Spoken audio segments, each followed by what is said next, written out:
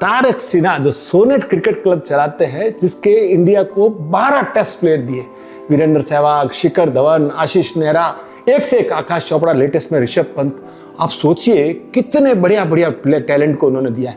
और हुआ ये कि आशीष नेहरा टेस्ट स्क्वाड में शामिल हो चुके थे, इंडिया के स्टार परफॉर्मर और स्टार बॉलर थे, पर कोचिंग में जाना नहीं भूलते थे। एक दिन वो कोचिंग जा रहे थे, कोचिंग में पहुंचे 2-3 घंटा, उस दिन तारक सिन्हा जी 3 घंटा लेट आए।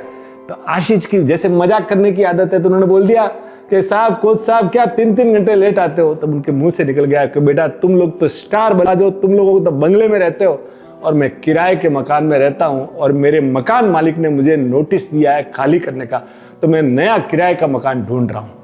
तो बात आके खत्म हो गई। उसके बाद 3 दिन बारिश थी, और चौथे दिन जैसे ही प्रैक्टिस का सेशन हुआ, तारक सिन्हा जी तो आ गए, और उस दिन 3 घंटा आशीष नेहरा लेट पहुंचे। तब उस दिन मजाक करते हुए तारक सिन्हा जी ने कह दिया कि आशीष, आज तुम लेट आए हो, कहाँ गए थे? तो जब अभी आप साथ लेके जाइएगा, ये जो घटना घटी है ना साहब, भारतीय इतिहास की सबसे प्यारी घटना है।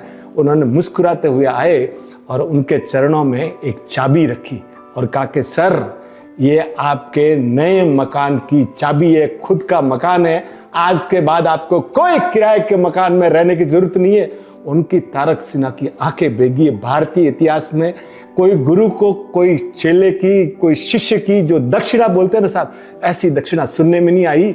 और कहते हैं साहब, सदियों तक ये किस्सा याद कहता रहेगा कि किसी चेले ने, किसी शिष्य ने अपने गुरु के लिए एक बंगला भेंट कर दिया। तो साहब, इसको कहते हैं गुरु दक्षिणा। अगर आपके ध्यान में अगर कोई आया हो तो जरूर बताना बॉस। Thank you.